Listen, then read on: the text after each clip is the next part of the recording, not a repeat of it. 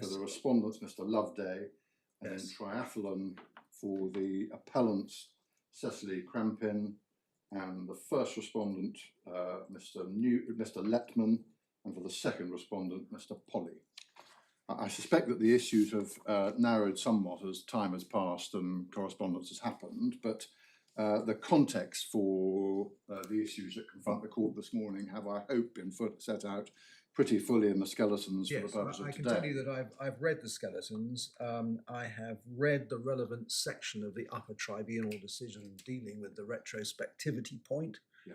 I have read the further submissions, I think from October 23, which the appellant placed before the Upper Tribunal, and I've looked at the authorities. I'm very, very grateful, my lord. Hopefully we won't need to trouble you with too much of that. If you have our skeleton to hand in the Adriatic matter, you've quite a lot by reference to that. Skeleton argument of the intervener. So I think it's page 4. Yes. So the context is, I hope, fully enough set out at paragraphs 4 to 20 of that skeleton argument. The appeal ultimately in the Adriatic matter is on the issue of interpretation of paragraph 9 of Schedule 8 to the Building Safety Act 2022, as you will have seen. That is going to be argued in any event. Permission to argue that matter was granted by the Upper Tribunal President, as you've seen, CR skeleton paragraphs 13 and 14. Yes. But there was, as you will have seen, I'll come back to this very briefly because it may have drifted to some extent into the background, but there was, so far as we can tell, no reference to argument about or finding by the lower courts on the A1P1 issue at any stage up to the filing of the skeleton by the appellants in Adriatic on the 13th of February 2024, and paragraphs 67 to 70 of that skeleton raised an A1P1 argument, part 1 of protocol 1 of the ECHR, as you're aware, for the first time. Yeah. It wasn't raised in the Upper Tribunal. The Secretary of State was not involved in that litigation, given the absence of an allegation that the legislation on its natural meaning was incompatible. And of course, the Upper Tribunal would have had the power to rehear the case under appeal or act in effect as a first instance tribunal if that is what the parties have desired. Just correct me if I'm wrong, I don't think the Upper Tribunal has the power, does it, to make a declaration of incompatibility? I think the Upper Tribunal does, but the FTT doesn't. I may have got that wrong. We'll double check that. The Upper Tribunal does. I hadn't appreciated that. But in any event, yes, I mean it's a declaration of section 3, and what is being relied upon here is the remedial section. Right, because I didn't see in the Upper Tribunal procedure rules any equivalent to the CPR requiring notice to be given to the Secretary of State. Perhaps I've missed it. Well, again, I'll double check that. The provisions on notice are in section 5 of the Human Rights Act to start off with. Yeah. We can double check that anyway. There was no issue about compatibility or remedies that might follow from that at that stage. There was some suggestion, I think, in the appellate skeleton for today that the point had been raised lightly, as it was put, I think, before the Upper Tribunal. Well, it was raised, it was obliquely referred to in the decision of the Court of Appeal, whose name I forget, Lord Justice Coulson giving the judgment. Yes, my Lord, question of whether it was raised at all before the Upper Tribunal. Again, I'm not going to descend into the weeds of history. The fact of the matter is it wasn't raised in any sense clearly enough for the Upper Tribunal to see fit to offer any views on it at all, still less make any findings. And so not raised in the Upper Tribunal and not raised either in the permission to appeal application that was made to the Upper Tribunal when permission was granted to raise the pure issue of interpretation that was the subject of its decision. The permission decision, therefore, contained no reference to A1B1 and no reference to Section 3 of the Human Rights Act. The principal concern that the Secretary of State has is about identifying what the issues are actually going to be on the appeal which is to progress to this court when the time comes, and more importantly perhaps to know in sufficient time to consider whatever procedural or evidential steps might be appropriate for the purpose of assisting the court to resolve that issue fully informed. And I put it that way because a challenge of this kind, in other words, a challenge that seeks to pray and aid the court's jurisdiction to interpret in accordance with the art of the possible. That's the word used, as you recall, in Section 3 of the Human Rights Act.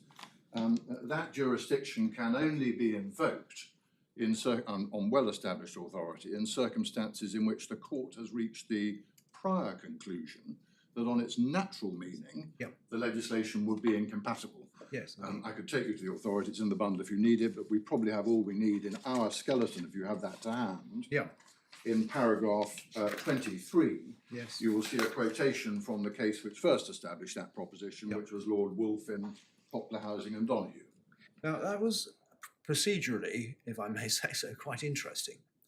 What seems to have happened is that in front of the district judge, there was a point raised on the incompatibility of...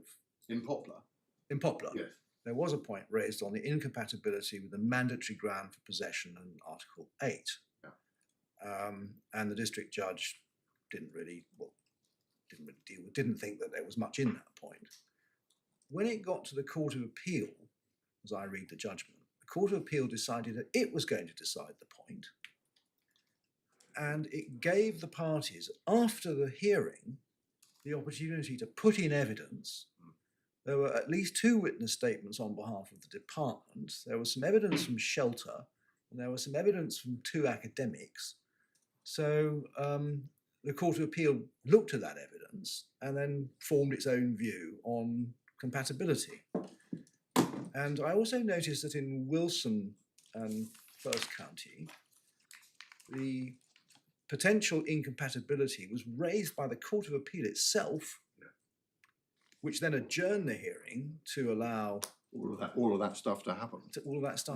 So, I mean, and as Lord Wolfe said in Poplar, when these sorts of points are raised, the Court of Appeal's got to be flexible in its procedure. Well, certainly nothing that I'm going to say to you disagrees with that proposition. No one is saying there's a jurisdictional barrier on the Court of Appeal doing it. The question is how best to resolve the issues and how convenient is it to do it. I mean, the other point that occurred to me when thinking about this is the question of precedent. Suppose that we say, no, we're not going to deal with Section 3 at all, and we decide that without Section 3, the section means X. Now, on the face of it, that's a binding decision on all lower courts. It doesn't obviously fall within one of the exceptions to in Young and Bristol aeroplanes, because it's not, a case isn't decided per incuriam because the best arguments haven't been put. It can't be said that we were ignorant of Section 3. No. So what's the status of... Well, the status of your decision will be that it will be binding precedent on the meaning, the ordinary meaning of the section.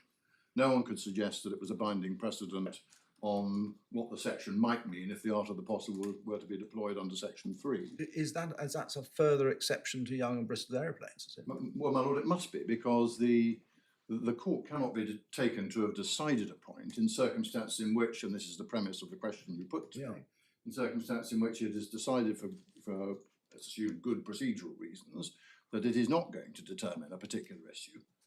It plainly cannot be taken to stand as a precedent for the thing it might have determined if it had viewed the thing the other way.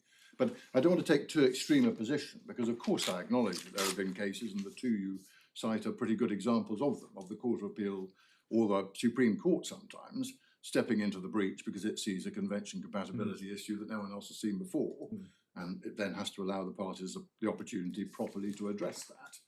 The question in any particular context is not, if I can put it that way, a jurisdictional one, but a discretionary one. No, I follow. Is that the appropriate way of doing it? But I respectfully submit that whatever else there might be on either side of the argument, a concern about precedent that, as it were, might foreclose a future argument about Section 3 shouldn't be one of them. So Poplar Housing, in any event, the purpose of the citation was not so much to establish that the factual context was the same or rather different, but for the proposition of principle. Yeah, no, I follow. And it's evident that the Court of Appeal went out of its way. It was early doors Human Rights Act, I think, as one can see from the date of the law report. It was shortly after the HRA had come in, and everyone was trying to work through how Section 3 worked, how it fitted with Section 4, what you had to do. So the basic proposition is, in order to get to Section 3, the court has to conclude incompatibility on the natural and ordinary meaning, otherwise you don't get that. It doesn't open the door otherwise. That's the short point. Yeah.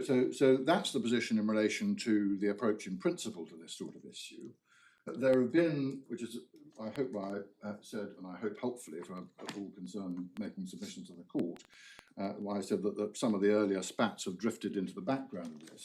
To take a couple of the, if I can call them this, the preliminary spats, that there was the question one about whether or not there was an existing permission to the appellants in this case to raise a Section 3 issue. Yes.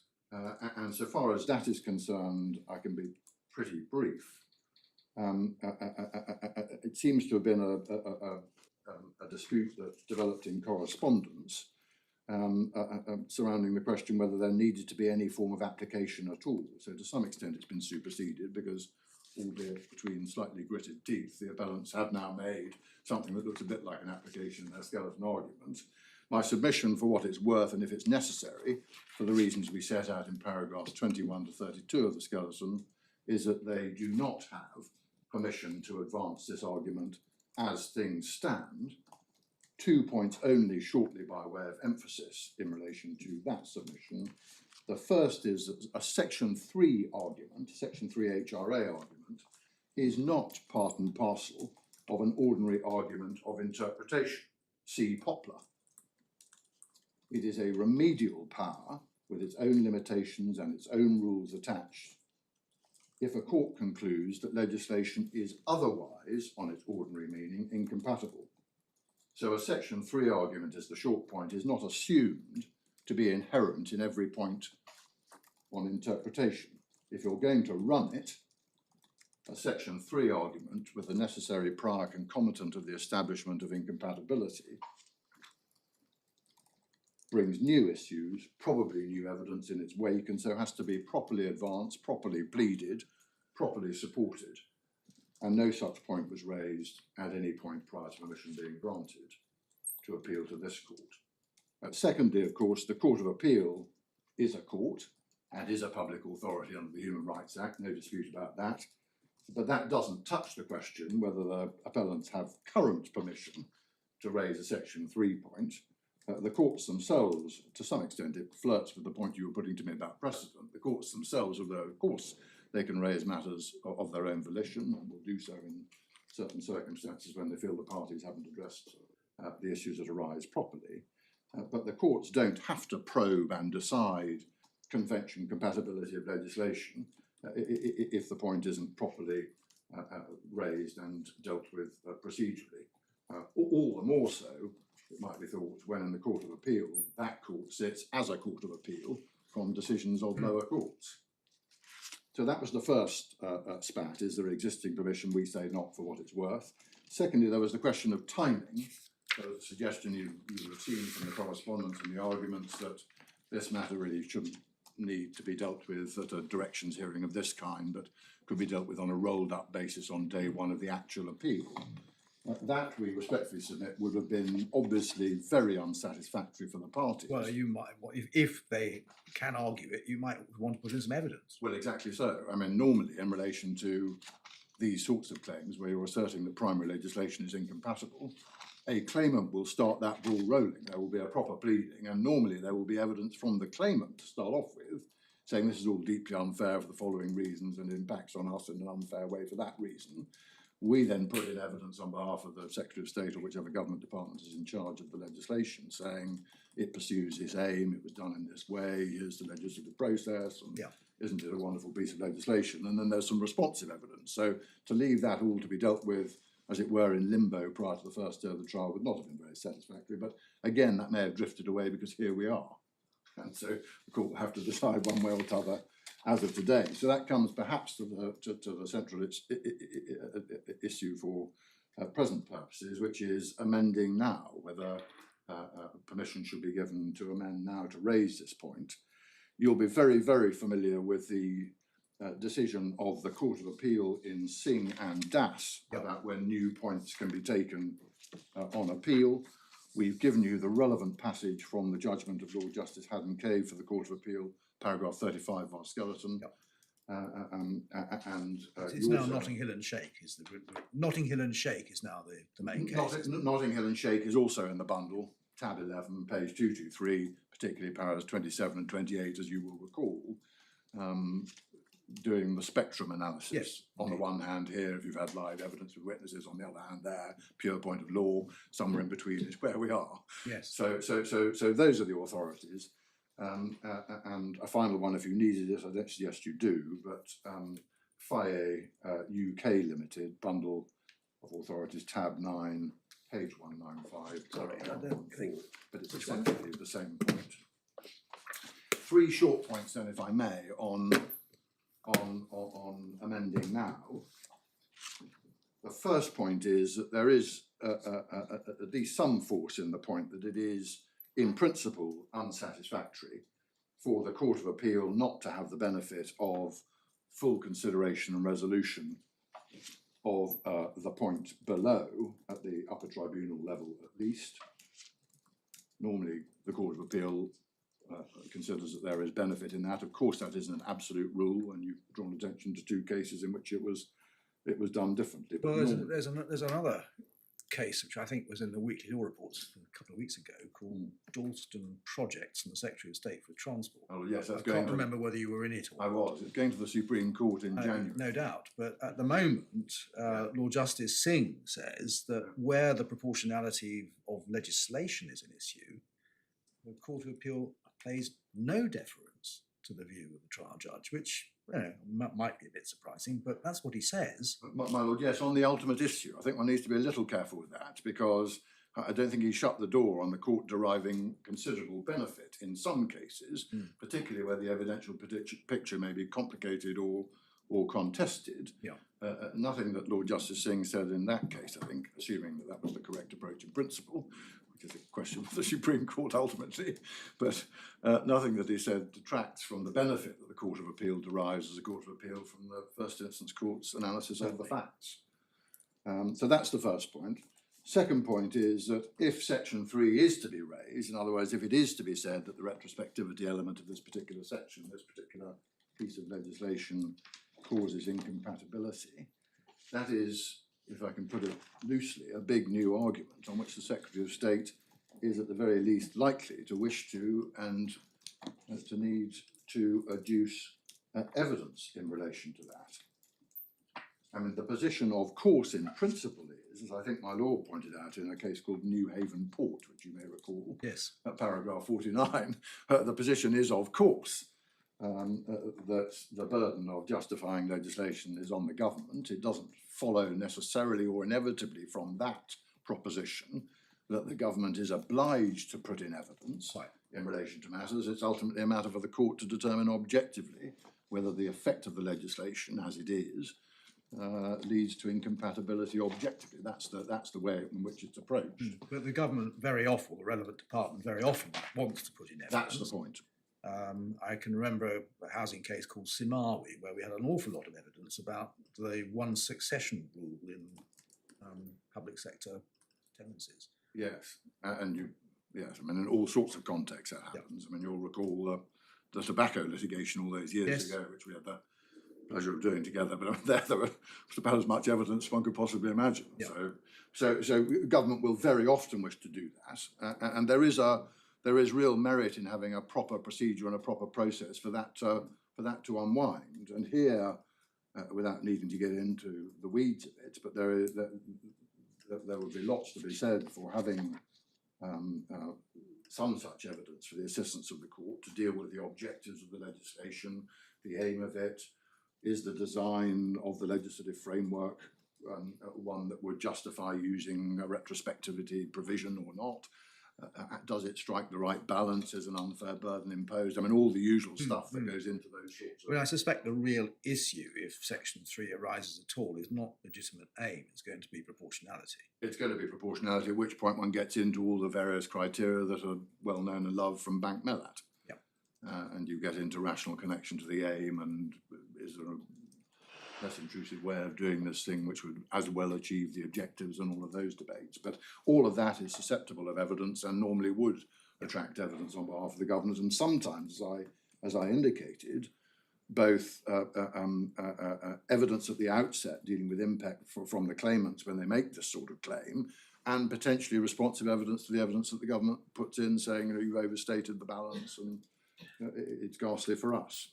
So that's the second point, significant evidence likely to be required. Of course, the points 1 and 2 are not automatically sealed, because the greater the scope of the evidence, the more likely it is that the court would derive some benefit from the analysis, careful analysis of the court below, if that had been raised earlier. Thirdly is an I accept of course point. I accept of course the broader point that lay behind my Lord pointing out to me the question at least about precedent if the court would be aware to decide just the ordinary thing. That there is of course some benefit in getting to a definitive ruling, if I can put it that way, sooner rather than later. And knowing whether or not the legislation is incompatible if the ordinary meaning is as the Secretary of State submits it to be. But my submission in relation to that is that point can always be made, and to some extent it's double-edged. It makes it all the more important that if this sort of point is going to be raised, it is raised at the proper stage so that all parties, including the Secretary of State, have the benefit of being able to deploy arguments and evidence and have the benefit of first instance decision making, a benefit which inures, hopefully, for the benefit of the appellate court and the system in their function of doing whatever they need to do as the Court of Appeal, be it determining whether the first instance decision was wrong, or doing their own analysis, but according some respect to the analysis of the facts by the court below, or some position somewhere between that. So there is, I respectfully submit, for all of those reasons, the importance of the issue feeding into the importance of that process being properly followed, that there is and should be at the least a strong presumption against this sort of point simply being chucked into a few paragraphs in a skeleton argument at the level of the Court of Appeal. It is a new and significant point because precisely it depends on legislation on its ordinary meaning being held to be incompatible so as to open the door to Section 3. And the position should, I respectfully submit, the default position should be, if you're going to do it, if you're going to raise that sort of point, you ought to raise it sooner rather than later. That's all we say about the position in principle. Mm-hmm. If my Lord concludes, well, for all sorts of reasons, we think it would be better to get the point done and dusted now, that does have a timetabling consequence. Yes. And as I understand it, there are 2 list by dates floating around. I think the one for Adriatic is by December of this year, and the one for triathlon, I think, is May next year. Yeah. And obviously, if the point is to be run, my respectful timetabling submission would be it would be pretty unsatisfactory just to leave the thing as it is. Well, have there been any discussions between the parties about what might happen were I to permit this point to be argued? Not on this alternative basis. And what I was going to suggest was that at least on one view of it, the court will have to decide whether or not it wants the point to advance at this appellate level now. If it does, there's probably a decision to be made around whether or not, I think everyone's agreed that these 2 appeals probably ought to be heard in sequence. Yes. Well, if I decide that the point should not be raised now, then the December date stands. Exactly. And the question is, can triathlon be fitted in within that sequence? Right. If, on the other hand, I decide that the point should be decided by this court, the question will then arise, obviously, what sort of timetable is necessary for the parties to put in and respond to evidence. Exactly so. And ultimately that may resolve into whether or not it then becomes too tight, as it were, for the I'll call them conjoined for the sake of argument, for the conjoined appeals to happen in December. Yeah. Where the sensible course might not be to put them both back to the May date, because there will undoubtedly need to be a timetable to sort this thing out. I mean, you can't, I respectfully submit, you can't leave it with just a few paragraphs in a skeleton. There is merit in good order. If it's going to be raised, it ought to be pleaded, ought to be in the pleadings with whatever evidence the claimants think is necessary to support it. We will then have a period of time to, I mean, it becomes in effect like a first instance trial timetable in the admin court. Yep. we have a period of time to respond, they have a period after that to respond, and then the skeletons happen. But the skeletons on that basis have to happen at the end of that evidential and pleading process. And we don't, frankly, have a terribly strong view either way about that. I suspect that once the December versus May date has been resolved, the parties could sensibly go away and agree a timetable within the framework and submit it to the court for signature if the court is content with that, because there shouldn't be much controversy about the basic steps. You'd in effect be recognising that the procedural steps that usually happen in the administrative court would probably need to be followed in order for this issue to be properly set up for the Court of Appeal to do its thing with. Yeah. Well, that's where we are. Right. I've deliberately, I should say, not engaged in the various spats about whose fault it was that something wasn't said on day one rather than day 1.5. So, but I hope that at least gives you the shape of the issues. Yes, thank you very much. I'm grateful. Will you just give me 1 moment?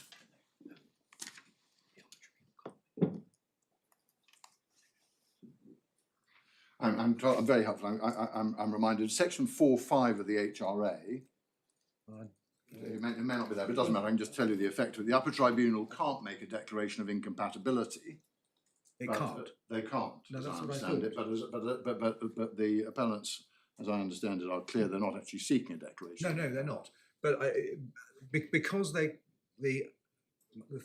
thought process was because the Upper Tribunal can't make a declaration of incompatibility, there is no equivalent in the tribunal rules for notifying the Secretary of State. There isn't. Or in the Human Rights Act. Or in the Human Rights Act, because the notification requirement is in accordance with rules of court, and if there aren't any rules of court, there's no requirement. Yes. So it was just in response to what you said in your skeleton, and I think what you repeated orally, that the Secretary of State would have wanted to intervene in the Upper Tribunal, but there's no obvious way of ensuring that happens. I mean, the tribunal there's no formal way of doing the tribunal has power to add parties. That's true, and no doubt it has power to add parties, and it has power to decide the interpretation of legislation, including Section 3. And as we know, the position is a little bit muddly because, as we know from Poplar, Section 3 depends upon precisely the sort of finding that might otherwise lead to Section 4 if the Gaydner-Mendoza factors tilt that way rather than in favour of sorting it by interpretation. So that it could, I think we're all agreed, it could have been raised as a point, a Section 3 point in the Upper Tribunal. And I suspect that in relation to legislation of this kind, the Secretary of State keeps a fairly close eye on what litigation is going on. Incidentally, Gaydner was another case that was decided without evidence. Yes. So it can be done. It can be done. I mean, I hope I made it clear. We don't take a jurisdictional position. Right. Who's next, Mr. Allison? My lord, I'm I appear for the respondents in Hippersley Point, leaseholders. Right. I'm leading Mr. Rowan. His name was missed out. Right. That's Mr. Loveday. And I'm grateful for his considerable assistance in this matter. I'm going to make really three points in support of the Secretary of State's application. The first has been averted to briefly, and that is shake and the test with the spectrum paragraphs 27 and 28. It's not simply a bright line division between the requirement for evidence or not. There's a range of considerations and a spectrum that applies. Yeah. And one of the matters that was raised in shake leads me into my second point, which is the nature of the proceedings below. And one of the things, what we say is that there have altogether been 5 opportunities for the A1P1 arguments to be raised before they were first raised squarely in the skeleton argument. The first was following the permission to appeal in the Upper Tribunal, although it's been described as having introduced the retrospectivity argument. The Deputy President, in fact, simply raised the issue of Schedule 8 of the Building Safety Act. He didn't mention retrospectivity. Retrospectivity was first raised as an issue in the appellant's skeleton argument at paragraph 39. There's a very brief reference to retrospectivity. So that was the first bite of the cherry, the first opportunity. The second was at the oral hearing. Now, I think only one of counsel here was actually present, but it's clear from the decision and from the decision itself that retrospectivity was discussed in oral argument, and that we would say that's the second bite of the cherry for A1P1 issues to be raised. Following that, the Chamber President seems to have become aware of various other material, and he emailed the parties, including the respondents who were not actually present at the oral hearing. That is something I haven't read. Do I need to? Well, it's not in the bundle, but you can see it's referred to in the Upper Tribunal decision that there was an email on the 25th of October. Sorry. In the substantive decision of the Upper Tribunal. The substantive decision of the Upper Tribunal, paragraph 17. Just a minute, let's get that. So that went out to everybody, including the respondents, and indeed, curiously enough, Sorry, paragraph. I believe it's at paragraph 17. So we're looking at page 192.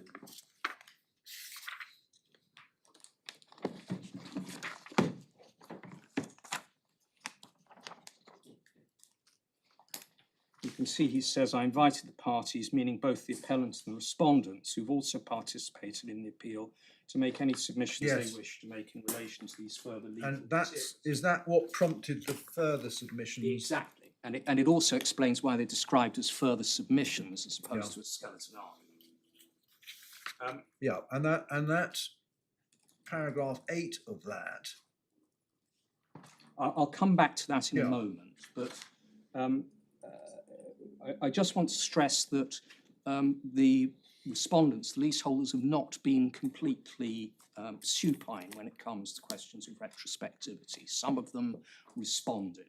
No copies of their submissions are in the bundle, and indeed I haven't seen them, but it's clear from the decision that some of them responded on the issues of retrospectivity.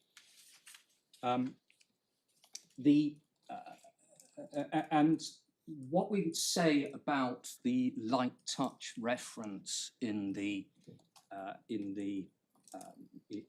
further written submissions, they're raised in the context of the case of URS, Yes, which is, as I understand it, now gone to the Supreme Court and can be heard in December, as I understand it. So I'm going to come back to that in terms of timetabling in a moment, with possible relevance of that. If one looks at the reference, it's all in the context of the URS case. And if one looks at paragraph 10 of the submissions, at the very least, it deflects the President from any detailed inquiry into A1P1 arguments. yeah. And I think it's fair to describe perhaps that the best gloss that's been put on it is that it's a light touch. It may well be that paragraph 10 suggests it's not a light touch at all. In fact, it's saying don't bother about looking at A1P1 arguments. But in any event, there we are. So that was the third bite of the cherry. The fourth bite of the cherry was obviously the application of permission to appeal. And at least on the respondents, and I suspect the Secretary of State's analysis, the fifth bite of the cherry is notice of appeal itself, which didn't make an application in the appropriate box for permission to rely on additional grounds. So we say there have been 5 occasions, 5 bites of the cherry, and that is in the context of a case where retrospectivity has been considered orally and in detailed written submissions for A1P1 not to be raised specifically and head on is material on your decision as to where in that spectrum it lies. I think I've dealt with 2 points on the application. If I can just turn to timetabling briefly. Again, I'm not going to go into blame and so on, but the reality is that before your lordship made the decision to case manage the two appeals together, the respondents were not consulted, were not aware of that decision. Had they been aware of that suggestion, they would have resisted it strongly because we consider the matter as a discrete point. There are limited resources available to the respondents. They really are not at the moment equipped to deal with wider matters involving the other appeal, the triathlon appeal. And so our preference all along was for this appeal to stand alone and to be dealt with before December. Your lordships made the decision to case manage them together. All I can say is, are you asking me to revisit? Are you asking me to revisit that decision? Well, if it's not going to be possible to deal with this appeal expeditiously, that is an option available. And the suggestion that it's going to be put off until May for a 1-week hearing is one that is going to certainly put pressure on the resources of the respondents at the moment. Just explain that. I mean, I can see it puts pressure on the respondents' resources if the A1P1 argument is allowed to be raised, because there's a lot more work to be done. But how does putting the appeal off to May affect the resources of the respondents? I can see it's, they want to know where they are, and certainty is important and all that. But in terms of resources? Well, at the moment, my lord, the entirety of the leaseholders team are acting pro bono. Oh, I see.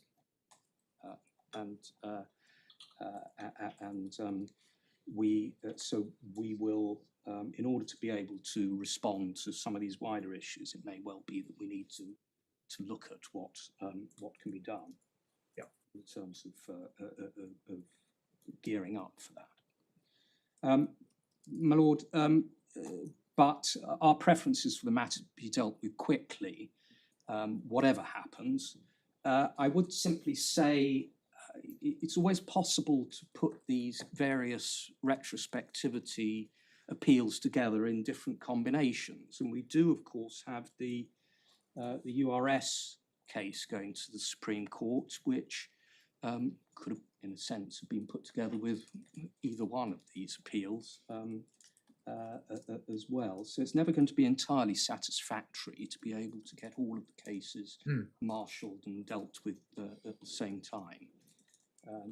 I'd simply say that. I don't know whether the Secretary of State would be in a position in terms of the evidence that it wants to put in, or it suggested it might put in before December, but that would obviously, depending on the result of today, affect the timetable.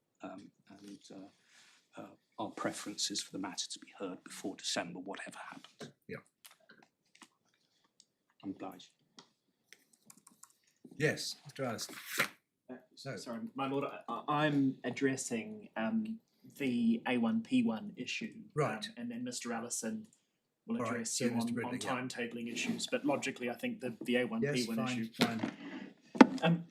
The starting point, my lord, is that the appellant has never suggested, and I'm not going to try to persuade your lordship, that the A1P1 argument was substantively raised below. The highest that I can put it is that it was raised in passing. Yep. And there was an oblique reference. it was an oblique reference and no more than that. And that is why the appellants put the Secretary of State on notice at the same time as filing the skeleton argument, because all of the points that Sir James makes about how the court would be assisted by the Secretary of State's involvement, if the Secretary of State was minded to do so, were at the forefront of our mind, and that's the purpose of the letter, which I'll take your lordship to perhaps slightly later. But it was in asking the Secretary of State whether she wanted to become involved in the appeal, signposted the particular arguments and said it may be that you wish to become involved to deal with questions of proportionality and justification, and please let us know.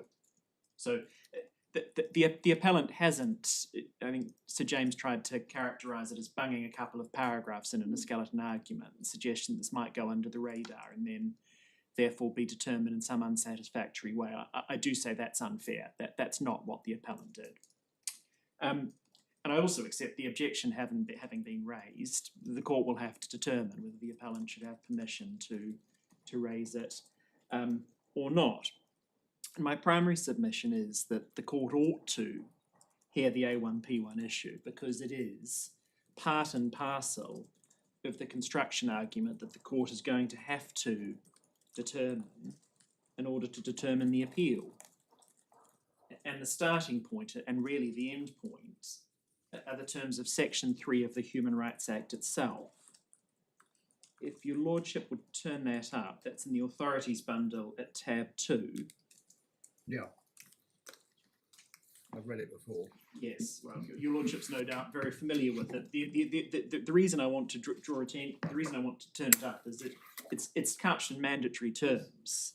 So far as possible to do so, primary legislation and subordinate legislation must be read and given effect. Yeah, well, So that's it's a mandatory duty. Yes, it's what Lord Wolfe says in Poplar. Exactly, quite so. Your lordship has indicated you're familiar with Poplar, so I'm not going to make the point that I was going to make, that the procedural situation we're in isn't unusual, and the court does. Well, it is unusual, but I think Sir James accepts that it's possible. It's possible. I mean, what happened there, and your lordship will remember from pre-reading, is that there was discussion about how the Secretary of State ought to be put on notice in these cases. That's what the court's really concerned with, is when these issues arise, and they arose there because the declaration of incompatibility couldn't have been made at the county court stage. I mean, that's the same position factually that we're in here. The Upper Tribunal couldn't have made a declaration of incompatibility. How the Secretary of State should be put on notice. Now, that doesn't arise where a declaration of incompatibility is being sought. I don't think any party here has suggested that a declaration of incompatibility might be necessary. The reason being, as you see from the Upper Tribunal's decision, there are two constructions that are reasonably open. That's why permission's being granted. And if the court reaches the conclusion that one of them would result in a breach of A1P1, then that's the construction which must be adopted, see Section 3. So we're actually not in the territory where the Human Rights Act provisions about notification, etc., apply on their face. I mean, I accept entirely that the Secretary of State, nevertheless, ought to be there, has an interest in being there. But Parliament, when determining when it's essential for them to be notified and put on and permitted via a statutory mechanism to be heard, doesn't actually even apply here. But that's where we are.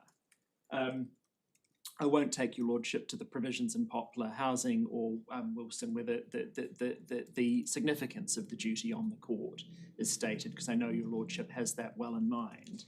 But I do say that when you're in circumstances where Parliament has told you you've got to grapple with this issue, and where the appellant has brought it to the court's attention, and where really there is no unfairness to the Secretary of State because they've been put on notice and can bring whatever evidence they want, it is appropriate to grant permission.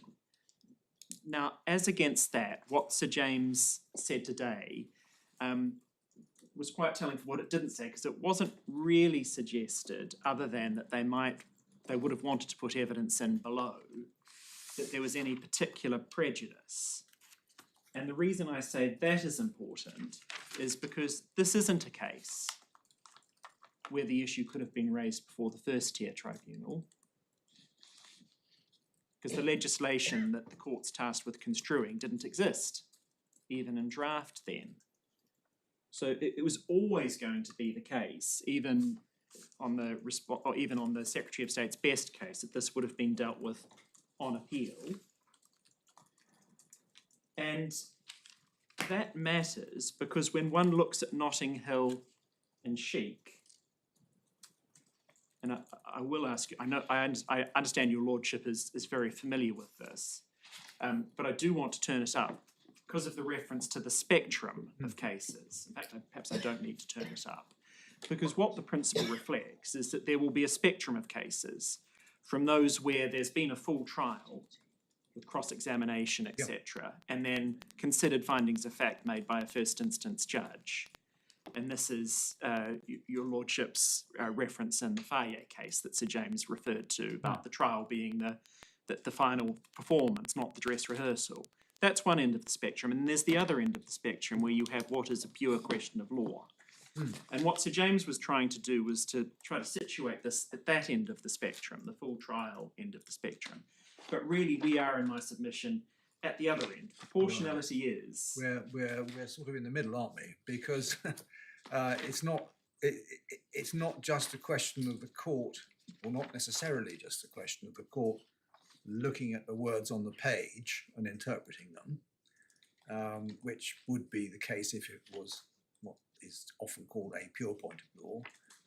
There is some material which is at least admissible for the purpose of arriving at the interpretation. On the other hand, putting on the other side of the balance, this is not an issue which concerns only these parties. It is the interpretation of a public general act of Parliament.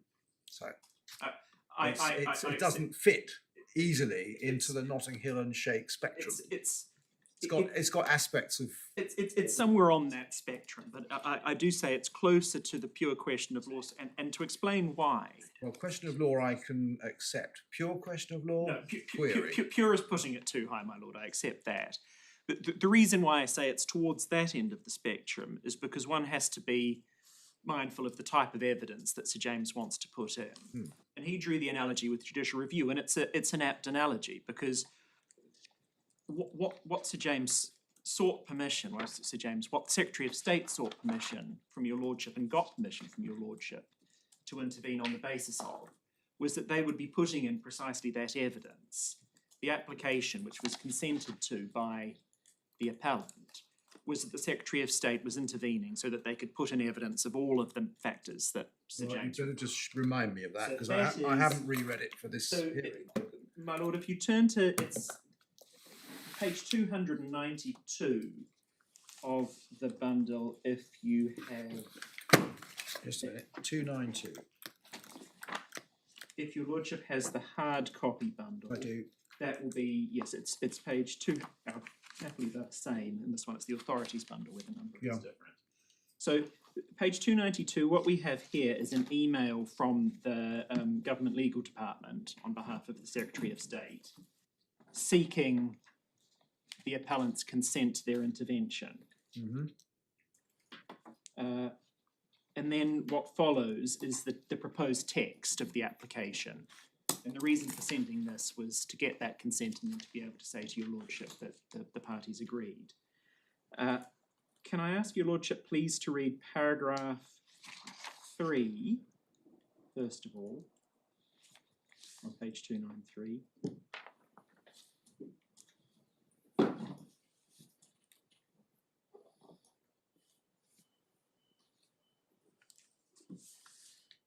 Yep. And then 5, 6, and 7, please.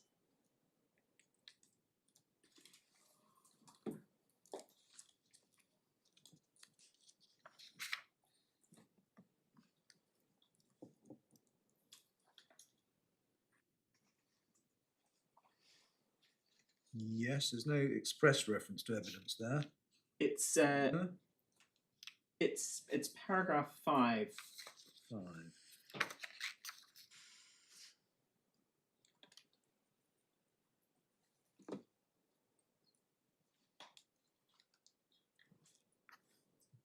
What you're saying, application, I use that as evidence.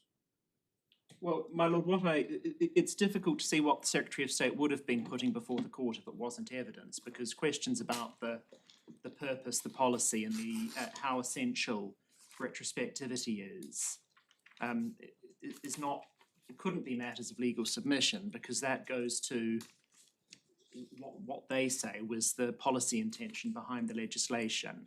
So certainly we had read it. Well, I mean, you often get that from reading the legislation. Well, my I mean, lord, the policy behind it is plainly to prevent leaseholders from being charged with remedying building safety defects. my lord, what's being said is actually retrospectivity. Yeah. Is part and parcel of it. So what's being said is this particular precise issue that had crystallised was actually part of the essential policy background to the legislation. So we certainly understood that the Secretary of State was intending to put in evidence. They got permission to intervene. And then if your lordship turns to the next tab in the bundle at page 295, they're anticipating that the time estimate will need to increase to half a day on the assumption that permission would be granted. Yeah. So what I say is, what the Secretary of State is now saying is necessary is precisely what the Secretary of State was telling the court it was going to put in. At that stage, your lordship will have seen from the application that the Secretary of State had the terms of the permission to appeal, they had the judgment under appeal, and they had the skeleton argument.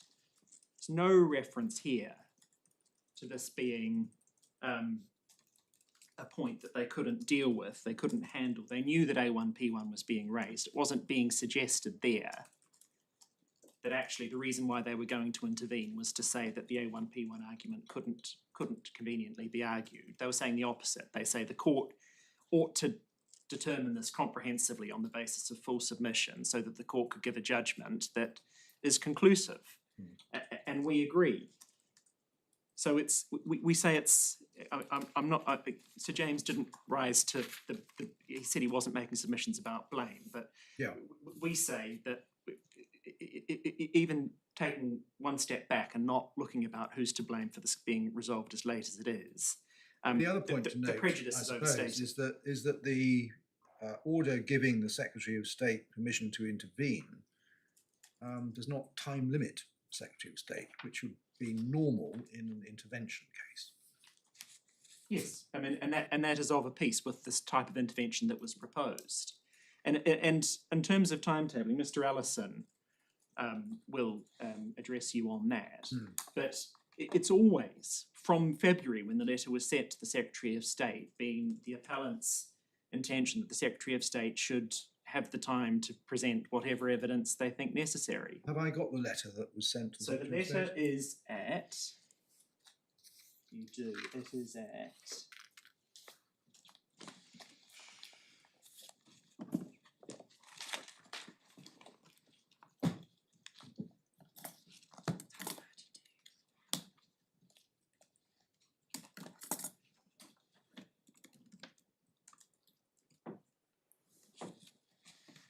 sorry, my lord, bear with me.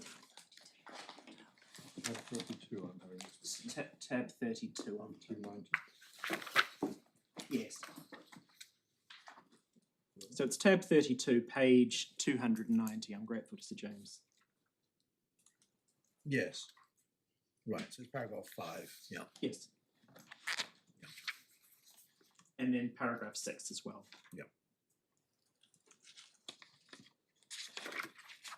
So what I say is that the prejudice to the respondent has been overstated because they were aware of the issues that were being raised. Prejudice to the Secretary of State. The Secretary of State. I'll deal with the respondent separately because I do accept that those are valid points and I need to address those. But I say that the prejudice to the Secretary of State's been overstated because all the Secretary of State is doing is that which the Secretary of State had told your lordship that they wished to do when seeking permission to intervene, knowing full well that the A1P1 argument had been raised, and also proposing themselves a 2-day listing, having regard to the implications of that. So this is why I say on that spectrum of cases, we are closer to the pure question of law side of the spectrum, because you have a witness statement like that in judicial review. It's not going to be capable of cross-examination. As your lordship knows, the usual principle in judicial review is cross-examination doesn't happen because you will have a document identifying what the policy objectives were by reference to the contemporaneous documentation, and the court will have to accept that, subject to the usual rules of judicial review about the court looking at contemporaneous documents and saying whether any editorialising in the witness statement stand up. But it's not a case where you would have had the benefit of that evidence being tested by cross-examination below.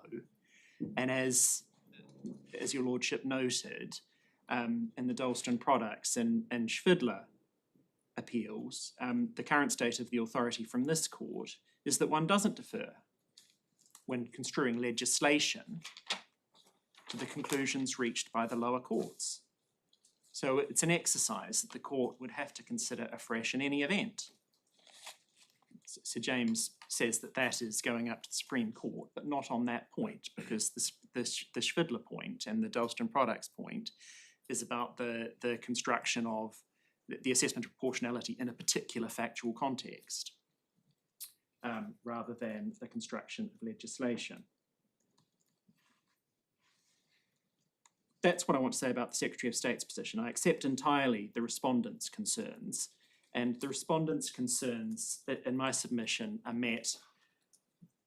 First of all, this was a point that the Upper Tribunal judge was well aware of when granting permission, and it was anticipated that in any event, whether the A1P1 ground is there or not, the court will be determining an issue which is of wider benefit, and the respondents themselves shouldn't be financially liable for that.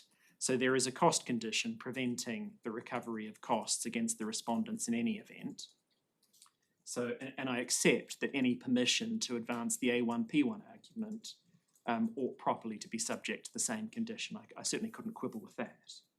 And also the reality is the extra time in terms of legal submission and the evidence is going to be it's the Secretary of State's time, because it's the Secretary of State that will be meeting the justification proportionality side of the argument, because it's the Secretary of State's policy. That's the reason why they're intervening. So in my submission, while of course the respondent validly raises concerns about the impact on them of this issue being raised, this is part and parcel of there being a second appeal to this court, tasked with making the determination about an issue of wider public importance in a particular factual context, and that concern is met in my submission by the cost condition. I say I don't need permission to appeal as such, because permission to appeal has already been granted. What I really need is the court's permission to raise an argument not set out in the appellant's notice. I think Sir James disagrees and says actually what we need is permission to file an amended appellant's notice, ticking the box saying we need permission to appeal. I say that's wrong, but to the extent I do need permission to appeal, I say that the test in CPR 52.7 is met. This is a second appeal, obviously, so it's the second appeal test that would need to be met. I say the A1P1 argument. Well, I mean, in a sense, I imagine that you would say this isn't a new point. The point is that paragraph 8 should not be retrospective in its operation, and all this is a different argument of reaching the same point. Quite so. It's part and parcel of the construction point, and it's something the court has to do by operation of Section 3. So that is my primary submission. But alternatively, I say if I need a fresh permission to appeal, which is I think how Sir James puts it, the test in CPR 52.7 is satisfied in this case for either of the alternative conditions. One is the A1P1 argument has a real prospect of success for the reasons out in the skeleton argument, and it raises an important point of principle because it's going to determine a principle that will apply across the board. Yeah. And then second, in any event, if the court doesn't actually have to concern itself with the potential merits of the A1P1 claim, because there's a compelling reason for the court to determine it anyway, and that is to avoid the precedent issue that your lordship canvassed with Sir James, because it would, at best, lead to a position where the question of A1P1 compatibility and therefore the proper lawful Section 3 compliant construction of the legislation was left at large. And I say that would be unsatisfactory, or at worst, bearing in mind this is this is legislation that's going to apply in many cases. People read the Court of Appeal's decision and consider that they are in some way foreclosed from making that argument. And I can see the scope for arguments either way, and that's inimical to legal certainty Yeah. in my submission. So, my lord, that's all I wanted to say in support of What do you say to Sir James's point that it's for you to start the ball rolling by putting in your own evidence or whatever, own material to justify the argument that the interpretation adopted by the Upper Tribunal is non-compliant with A1P1? What Sir James is envisaging, I understand, is what would happen in a judicial review. So in a judicial review, obviously that would be the position. You'd have a claim form, the issue would crystallise, and then you'd have evidence. Now, this isn't a judicial review. It's just it's how this arises. What there was is there was an application for a dispensation. There aren't formal pleadings as such. It went to the Upper Tribunal. The issue was identified by the judge, so that's how it crystallised. So the pleadings, such as they were, with the judge directing the court to deal with it. So it's not a criticism which can fairly be levelled at my clients, because it's not something. No, I'm not talking about what happened below. Oh, you're talking I'm about what- procedurally how it ought to play out. What happens now? Well, If I were to give you permission to run this argument, what material, if any, do you wish to put in to support it? well, the issues have crystallised, if I can put it this way. The Secretary of State knows why we say, if it's retrospective, that would be incompatible with Article 1, Protocol 1. So the ball's in the Secretary of State's court. What they have to say is, and do say, I mean, they said this in the application to intervene, yeah, it is retrospective, that was intended, and here's why it's justified. They will put in that evidence. And then what we would ask for is a short period of time to put in any responsive evidence. And it may be that the respondents will want to put in responsive evidence as well. But Mr. Ellison will address you on timetabling shortly, but that can all be done within a relatively short compass. And in judicial review, the timeframes, if one were to adopt that as a appropriate analogy or template, the Secretary of State would normally have 35 days from the grant of permission to put forward that evidence, and then there'll be a short period for response. Anyway, Mr. Ellison will address you on that, but that's what I say would be the means by which the court can have the material it needs to determine the legal issues. 35 days, that takes us to mid-October, I suppose. I think so, and then a short period. So it could all be done maintaining a December listing, which I understand is the respondent's preference, or slightly over in the new year, but it certainly doesn't need to go off until May. Yeah, all right. Thank you. Yes, Mr. Ellison. My lord, I won't trouble you for too long, but I just want to set out really what we say on the timetabling point, and I'll address the timetable in terms of evidence as well. It goes without saying that the strong preference, I think, of all the parties in the Hippersley appeal is to have it heard as soon as reasonably practicable, and I say that is possible. Now, I'm conscious you've indicated that you want appeals to be heard together, either all as one or sequentially as the parties, I think, have proposed. And that's ultimately a matter for the courts. But the two timetables are not entirely aligned, No. our appeal being 4 months ahead procedurally, albeit here we are. Well, in terms of the... Well, I mean, it's always open to me to revisit that case management decision. Yeah. If I'm asked to. I mean, Don't know if anybody is asking me to revisit it. I think if I can summarise it this way, I think all of the parties would probably be content for them to be dealt with separately, but if they're going to be dealt with together, there's an extent to which we don't want to all have to be here for every day because that adds to costs, but equally if something's said that's relevant to our appeal, we want to be able to put in brief written submissions, for example. The starting The point is... appeal, I imagine, will be live streamed. Yeah. So somebody can watch it. Yes, quite so.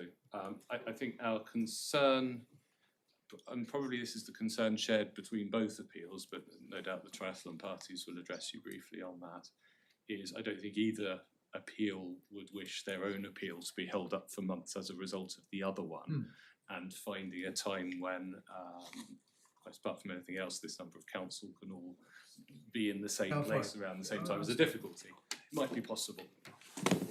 So that's that's the sort of background to I think where all the parties are coming from.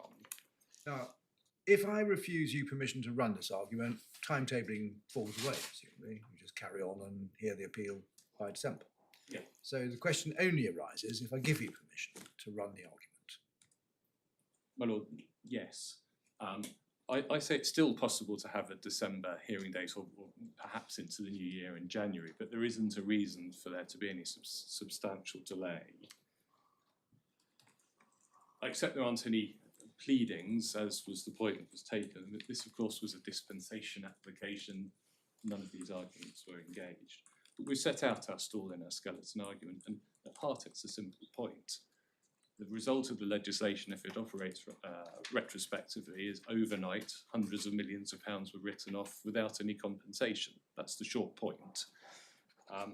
And there's then a question of proportionality to be addressed. So I say that the Secretary, and my friend Ms. Burley has just made this point, the Secretary of State knows what we're saying. It's for the Secretary of State to adduce some evidence. Normally 35 days would be provided in JR proceedings. That would take us to the 25th of October. And it's fair to note, of course, the Secretary of State's known about this point for many months, so it's not something that's fresh. We would then seek the opportunity to put in any evidence in reply, and it may assist if we then did a supplemental skeleton argument just addressing any points arising out of that evidence, out of both parties' evidence. That might meet Sir James' point where we'd like to have as full a skeleton argument, as full an understanding of your case on the A1P1 point before we do our skeleton argument. So if that was done by the 15th of November, and the same for the leaseholder respondents, if they 15th wish of to, November for any reply evidence and skeleton. and supplemental skeleton argument. Solely focused on anything further we want to say on this A1P1 point, not expanding more generally. And then the Secretary of State needs to put in a skeleton argument. Of course, much of the work on that can be done now, if it hasn't already been done, because they've had, the Secretary of State has had our skeleton argument and the respondent skeleton argument for many months, and this is a small part of the wider appeal, we must remember. So if the Secretary of, I say the Secretary of State could put in her skeleton argument by the 29th of November. Because frankly, any tweaking, there's 2 weeks there to tweak something that could have been worked on for many months by that point. And that means everything is done by the 29th of November. Of course, we'll need to then put together a bundle with page numbering on the skeleton argument, so on and so forth. But even if it can't be listed in the days just before Christmas, it could be listed in January. So it doesn't result in any significant delay. And I think that is the concern of all the parties. Of course, we'll be in the hands of the court as to whether it can in fact be listed in December or January, and there's the dates to avoid point. But one would hope there's enough time there in December and January to get it listed soon. So that would be our proposal. This Well, isn't if we something. go down this accelerated timetable route, I don't think the court's going to be terribly impressed by dates when the appellant's counsel are not available. It's one of the hazards of expedition. Understood. Yeah. But I certainly, for my part, I don't think that's going to be difficult.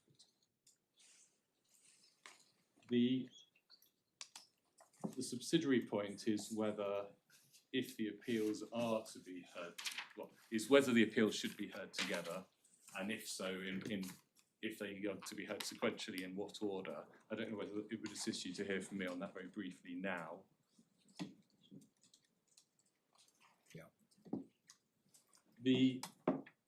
Putting aside the fact that our appeal was first in time, we do say that it would make more sense for the Hippersley appeal to be heard before triathlon, all other things being equal. And that's because the overlap between the appeals is not as significant as might be thought. I think really it's limited to two things. Firstly, the policy background and the objectives behind Part 5 of the Act more generally, as to which, if the A1P1 argument proceeds, you will have evidence on that in the Hippersley appeal.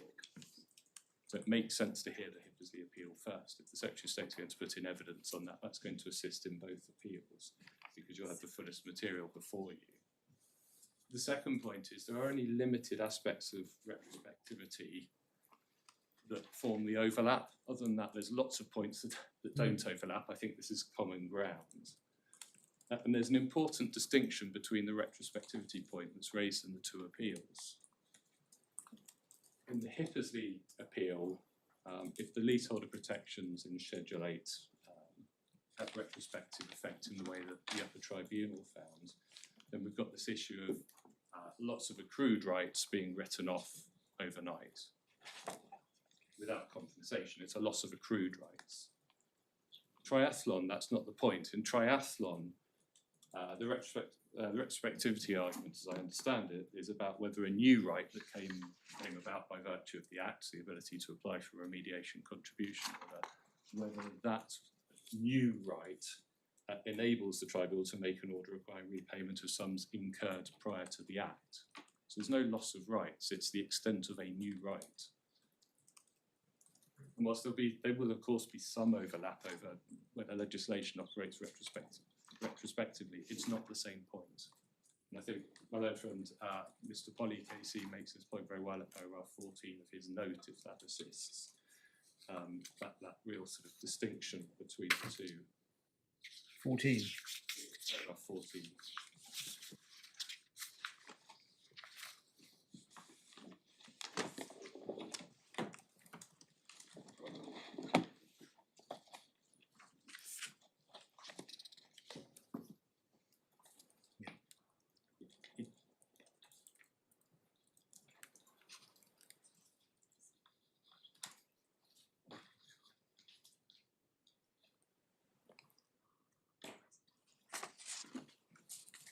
It is at least conceivable that the outcome of the retrospectivity point differs between the two appeals. One does not follow the other.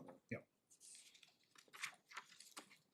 Of course, the decision in triathlon, one of the grounds of appeal is to say, well, the First Tier Tribunal was wrong to follow the Hippersley decision on this because Hippersley was wrongly decided. So essentially, to work out whether Hippersley was decided correctly or not assists in the resolution of the other appeal. So, it's for those reasons, I do say they don't have to be heard together. There is some overlap. I can see it might be convenient to the court when considering the legislation to hear the appeals close in time, but whether they need to be heard all together or sequentially very close in time, it's a matter for you, my lord. Unless there's anything else I can say. No, thank you very much. Ms. Cranley. If we were, forgive me, if we were going to the triathlon parties on timetabling, I would be next, I think. Right. But I will sit down if anybody has something else to say No, in the that's fine. later application.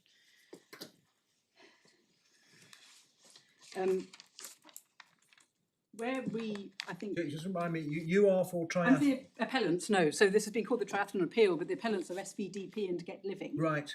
I am junior counsel for SBDP and Get Living.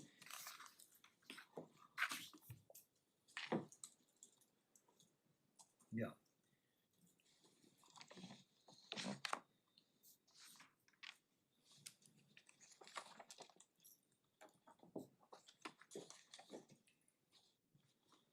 Right.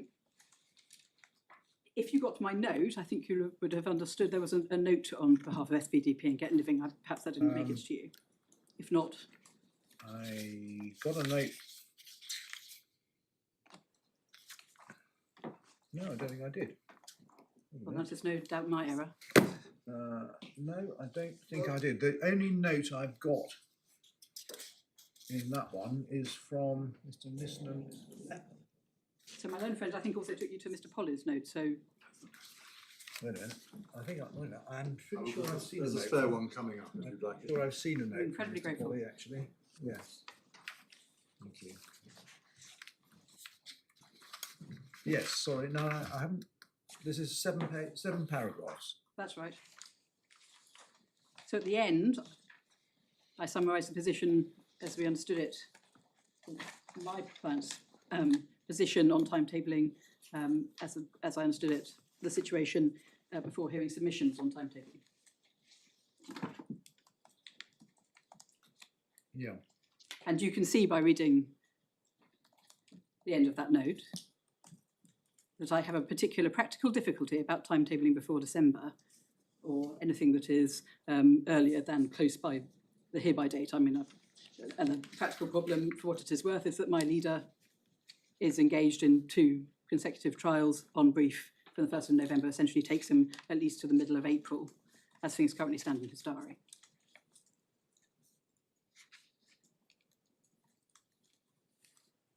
So, my lord, when my learned friend was talking about getting things in before December, and you said you were going to be very sympathetic to appellant's counsel lack of availability when expedition was asked for.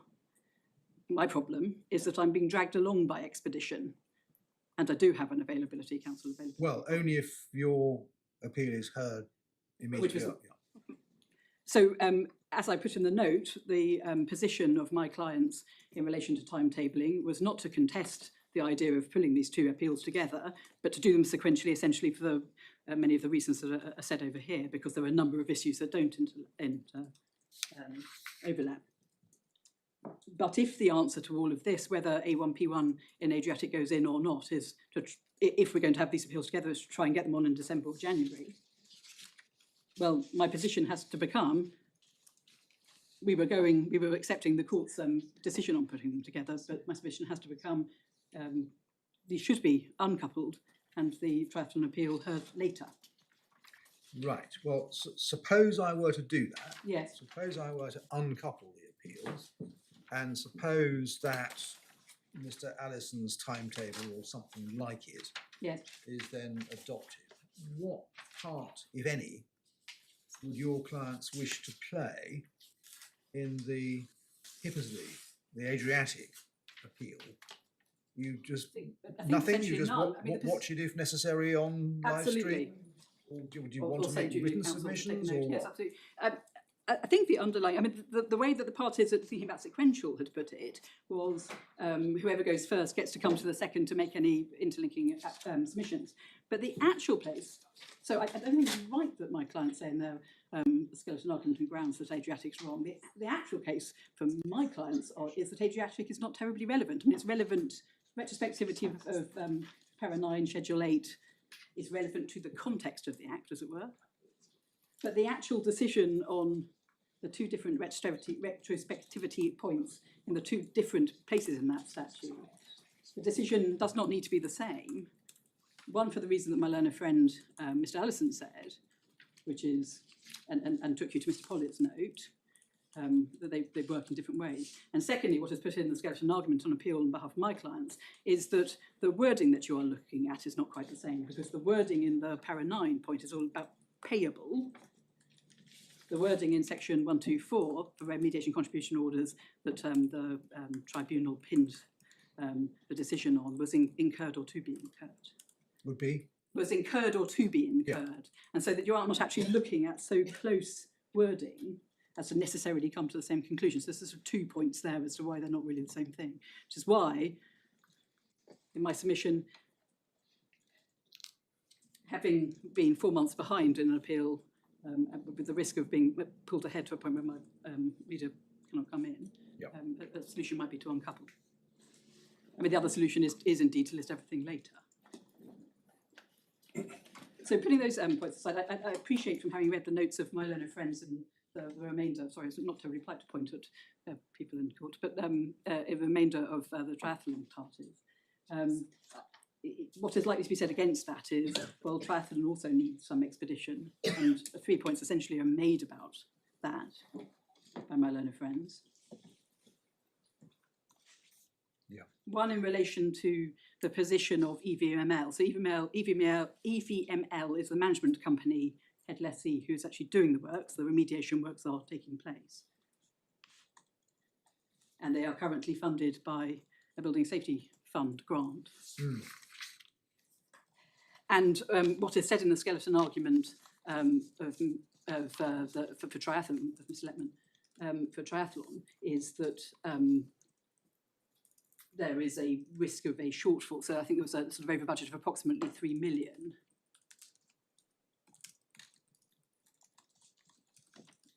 And that there is some risk of non-payment.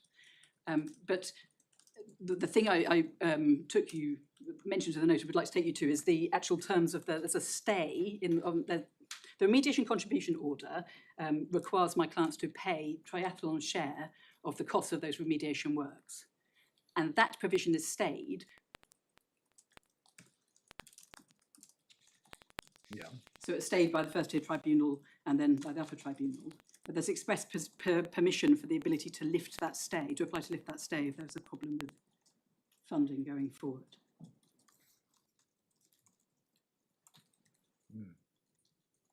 So I'm simply saying, if what is going to be urged on you is we need expedition in order to make sure that we don't run out of money, the answer is already there in the orders that the tribunal has made to solve that problem, if a solution could not be found without bothering the court.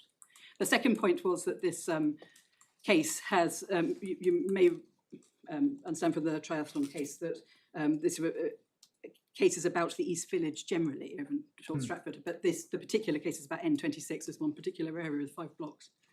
And it has said this matters to the rest of the East Village. But there is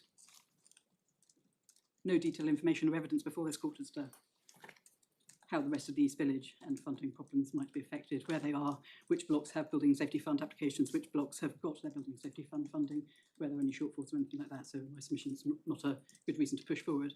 And finally, the point that's made on this is it's important to find out the answer in particular as to what is meant by just and equitable.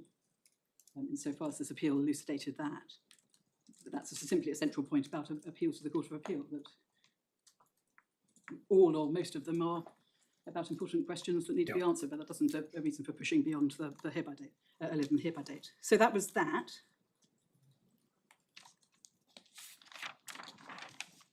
So what are you asking me to do? You're asking me to decouple the appeals. I've got that point.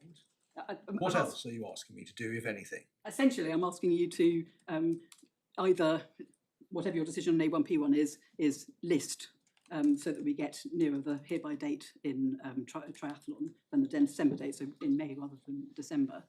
We'll push for listing, or decouple to allow that. But you're not asking me to list this now, are you? No. No. You've got a hereby date, May Yes. 2025, Yes. and the listing office will allocate you yes, a date indeed. if I do nothing. Yes. So apart from decoupling the appeals, if I've understood your submissions essentially not correctly, asking you there's to nothing do else you anything. want me No, to do. Indeed. Right. I was responding in great part to the problem that I seemed to be faced with a push to list No, my I follow you. appeal in Yeah, December. yeah. There are essentially 2 other points to address in relation to timetabling on a triathlon appeal. One is we will need an order for the Secretary of State to put in a skeleton argument, but that no doubt we can deal with between ourselves. The second is there is a slightly moving time estimate for those for the triathlon appeals. So at the point that the listing questionnaire and so on was put in, the length agreed by certainly myself and Mr. Letman was 2 days. Yeah. Mr. Letman, in his skeleton argument, says 3. We say 2.5. Part of the problem here is the involvement of the Secretary of State. And you raise this in relation to the Adriatic appeal, that unusually the Secretary of State has not been time limited in the order allowing intervention. I don't actually think there's any express limit in the intervention in this case as well. What I had understood from the Secretary of State's application was that they did not anticipate repeating any of the arguments for the respondents, and so it may very well be that they don't add very much. So that's why we've gone up to 2.5 days to allow little time for the Secretary of State. Yeah. It's not in some sense, it's not a big problem. It just needs an answer as to how long the time estimate ultimately is. I don't think I need to trouble you with anything else. I'm grateful. Thank you. Right, who's next? Mr. Letman? Lord, yes, for triathlon, as Your Lordship has seen my note. What am I asking Your Lordship to do? Your Lordship, we would like the appeal to come on sooner rather than later. I'm asking Your Lordship to list our appeal with the Hippersley point appeal. So you're asking for expedition? If a December hearing date is expedition, Your Lordship, then I'm asking for that. But yes, we would be in favour of the December hearing date. That suits our availability, if I may say so. We can accommodate a December hearing date, and it appears that may be the position with or without the A1P1 argument. Yeah. So that is what I'm asking your lordship to do. I'm not inviting your lordship to uncouple the two appeals. It did seem both, as your lordship will have seen, both the First Tier Tribunal and the Upper Tribunal noted that it may be convenient for the two appeals to be heard together. Quite clearly, there are common issues. Both appeals concern Part 5. But I the think it Building was Safety Act. prompted by the Upper Tribunal that I put them together, but Your lordship, in our submission, that does make sense. Someone has to lead with the exposition of the Building Safety Act, and that need only be done once. yeah, If the the bottom two line appeals is are heard that there are together, people living in unsafe flats, Your lordship, yes. or potentially unsafe flats. So far as the order is concerned, I make a bid for the East Village appeal to be heard first, rather than the ahead of the Hippersley Point appeal. Your lordship, I mentioned a couple of reasons in my note as to why that would be the case. You raised three important issues under the Building Safety Act Part 5. As a discussion point, the issue of retrospectivity and the scope of Section 124. So my simple point is that it makes sense for us to do the heavy lifting in relation to an exposition of the Building Safety Act. And your lordship, I accept that the points in the two appeals are different. One is Section 124, one is paragraph 9, and the wording is different, but your lordship, they are closely related. Of course, the basis of the decision in triathlon was that they actually work as a scheme, as a whole. So your lordship, it does make sense for consideration of the arguments to be given together, or taken together. And there's common authority referred to by the parties. Your lordship, also, I'm slightly surprised that the leaseholders are not in favour of us going first, if I can put it that way, because we would do the exposition of the BSA would be in the context of our appeal. They'd only have a watching brief for that, and of course then they would only have to appeal once rather than coming back. Whereas if we go first, then it appears to be common ground that we should have the opportunity to follow and come back on any points relevant to our appeal. So, Your Lordship, I do make the point. Sorry, I mean you would participate in the Adriatic appeal? You talking Well, about Your what you're saying? We would want to be present in some form or other for the Adriatic appeal, and we would want to be able to make submissions following that on any point that impinged on the Sorry, retrospective. when you say, I don't understand. You say following that. Following what? Following the Well, hearing? well- Following the judgment? What? Your Lordship, no, following the submissions. So, Your So Lordship, if you we- want to be an active participant, or at least have the opportunity to be an active participant in the Adriatic appeal? on ground 2, that those being the related grounds, the retrospectivity issue in both appeals. So, Your Lordship, we would want the opportunity to either make brief oral submissions or written submissions in response to any point arising in relation to the retrospectivity issue in Hippersley Point that was relevant and impinged on the retrospectivity point in our appeal. And Right. Your Lordship, I hazard that that would be the intention of the parties in the Hippersley appeal, if they were to go first and we were to go second.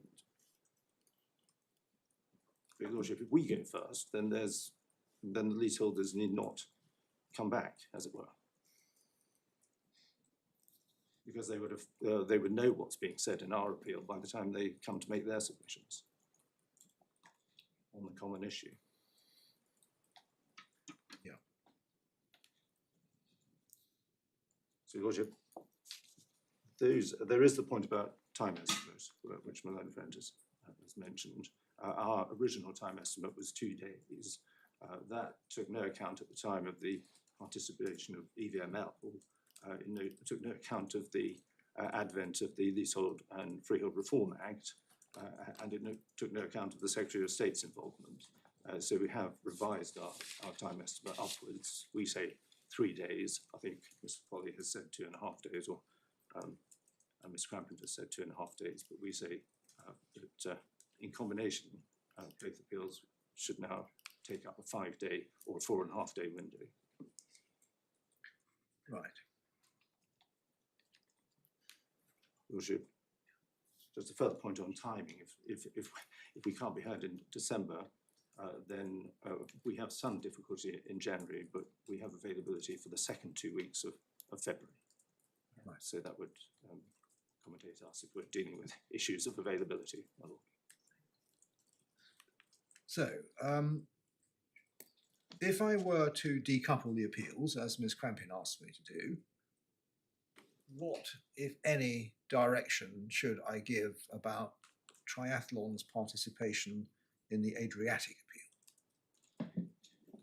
Or are you just going to, are you content to let that be worked out by agreement between the parties?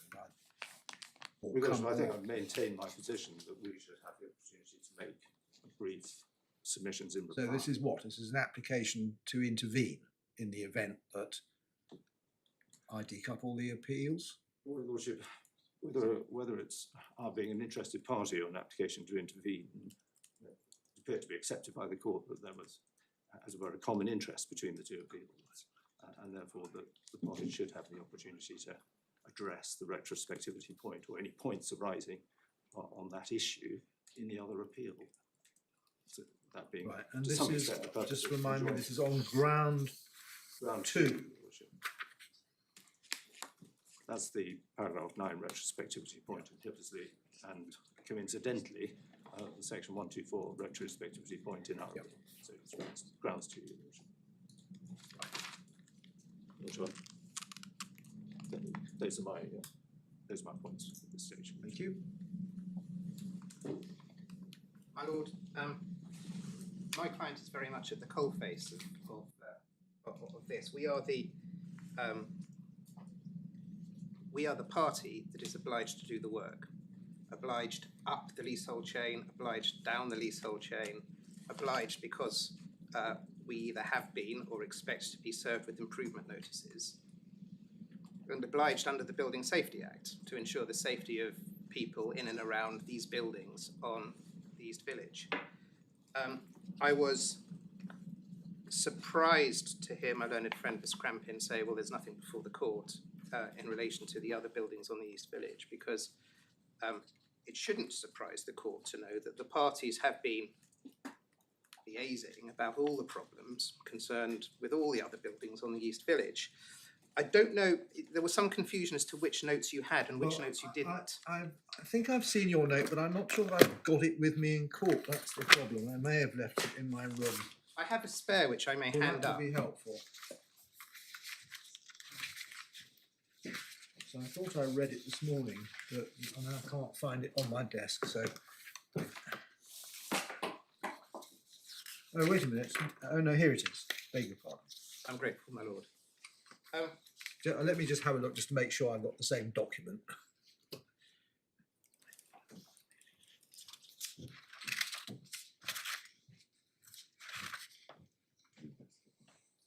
Yes, I have.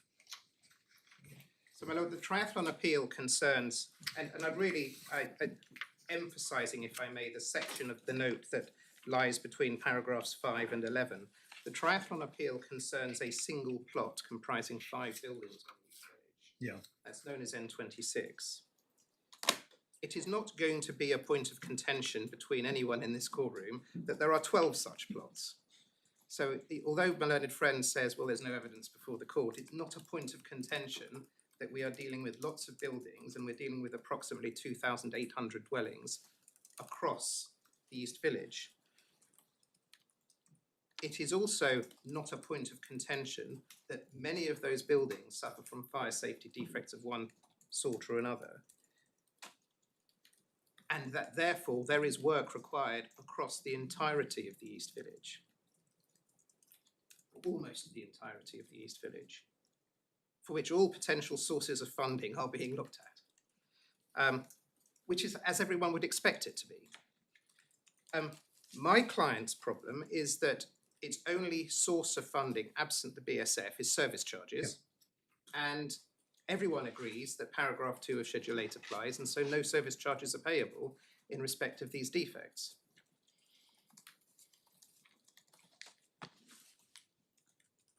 So my client cannot place the contracts to commence the work without being in a position to know that it will be able to pay when the time comes to pay. So my client's overriding or paramount interest in this appeal is the decision on ground 1, the just and equitable ground, and its sole concern is to get to the point where this court hands down its judgment on that ground as soon as possible. We were not consulted about, we too were not consulted about the joinder, the proposed joinder with Adriatic Land. Quite frankly, if we had been, we would probably have sat down and said, which will get us before the Court of Appeal first? It looks as though continuing to link them up is more likely to do so. So that is what we would ask this court to do. For that reason, in addition to all the reasons that my learned friend Mr. Letman has set out, which in my submission are good ones.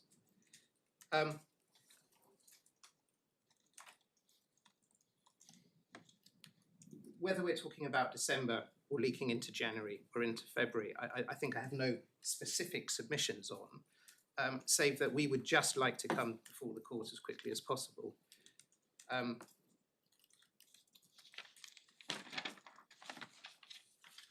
As far as time estimate is concerned, 2 days will be too tight. 3 days in our submission would be ample. It may be that 2.5 days is about right. Save that one knows that hearings tend to expand to fill up the time they have. So if we're allocated 3 days, no doubt we'll use 3 days, and we'll all walk away thinking that 3 days was what was required. To a certain extent.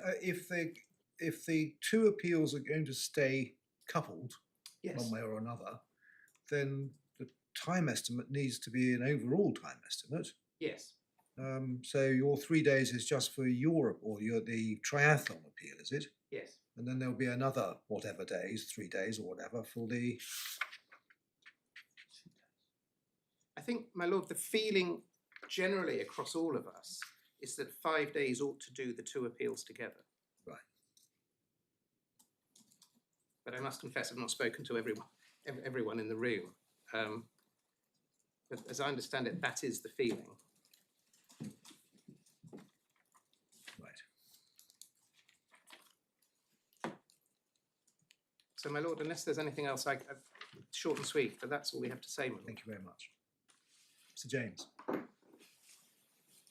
My lord, just two responsive points, principally in relation to Mr. Birding's submissions. The first relates to Section 3 of the Human Rights Act. Yeah. Section 3 is, of course, expressed in mandatory language, as my lord will be well aware, but that doesn't advance the arguments that my lord will have to consider. The question is what needs to be established before Section 3 opens up with its new rule of interpretation and possibility and all of that.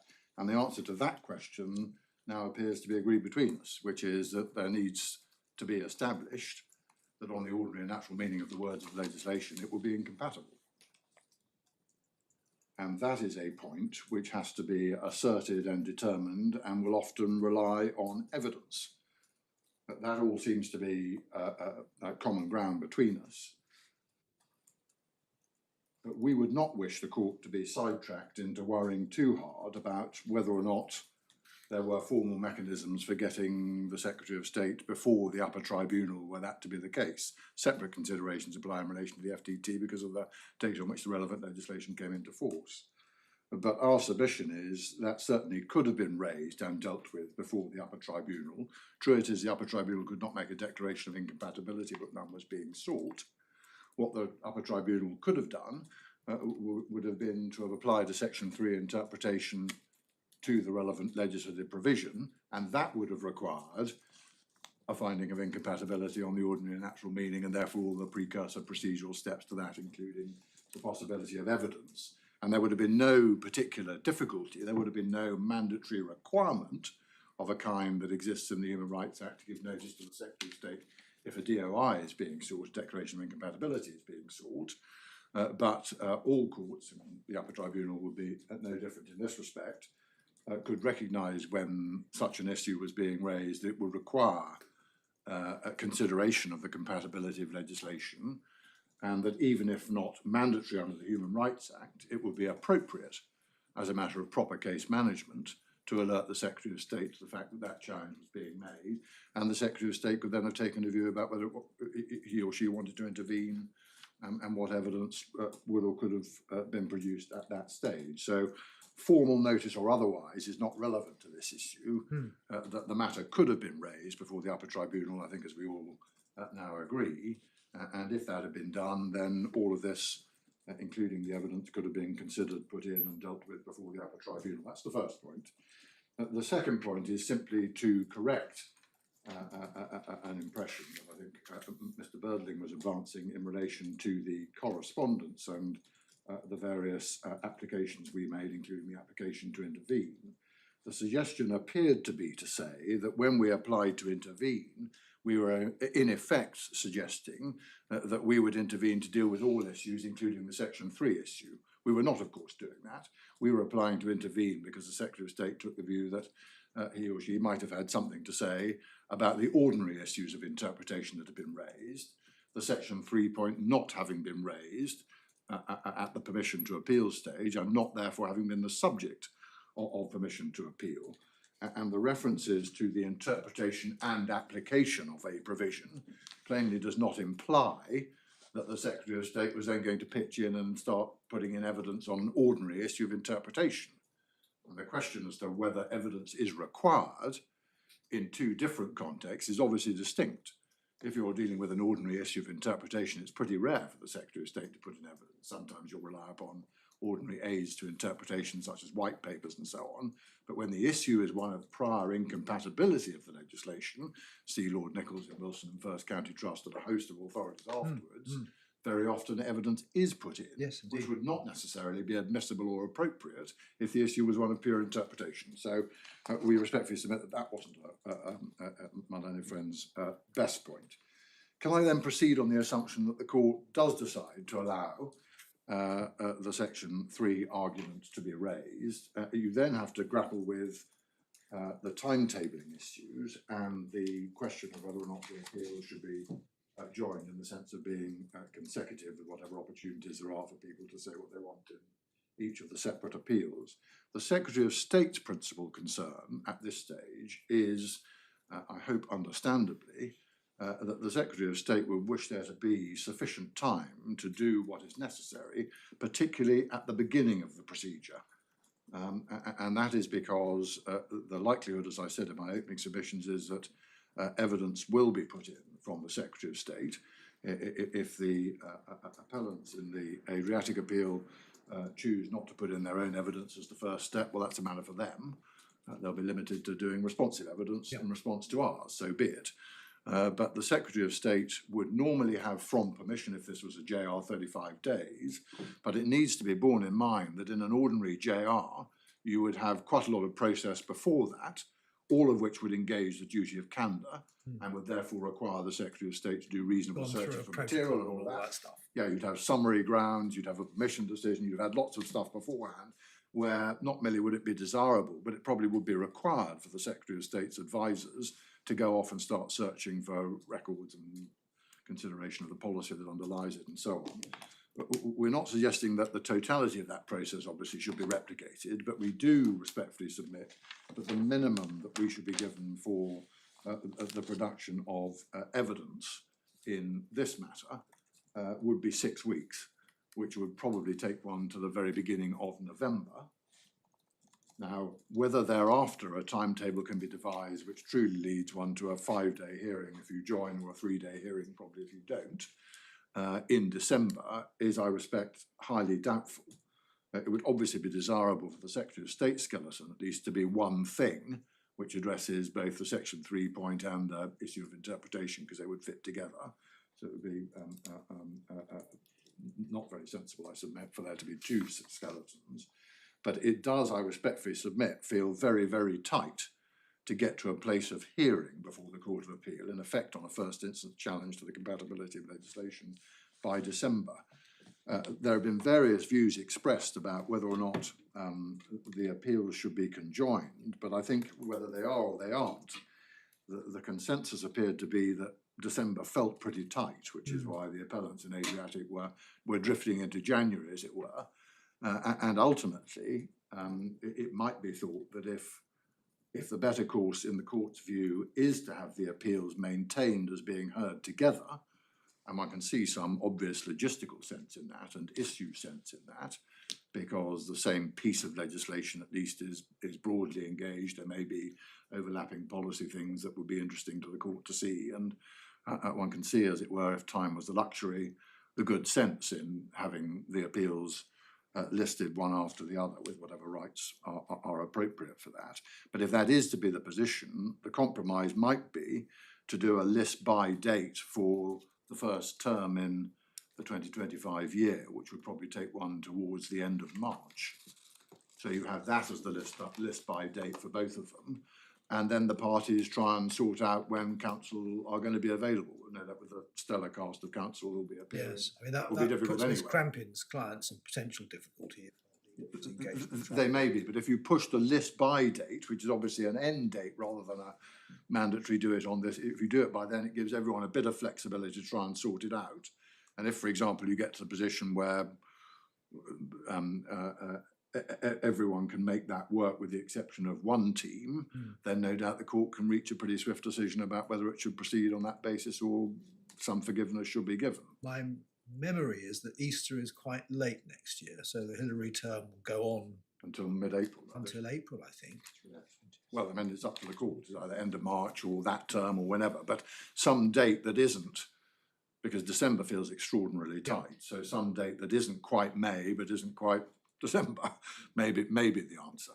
But my lord, that's all I say about time. As I say, our principal concern is that we have enough time to do the requisite searches and reasonable inquiries as to the facts and all of that, and then put together the evidence. So if that happens, if the trial is going to go off to be listed by, say, end of March, then there's less pressure on that. And So, I mean, if I were to accede to that submission and say list by the end of the Hillary term 2025, are you asking me to set a timetable for well, evidence and I so suspect on, that or- wouldn't be necessary. That's why I said in the opening submissions that if once you've done the date, then the parties can, I suspect, put their heads together and work out a sensible set of directions that give everyone a bit of what they want. Yeah. And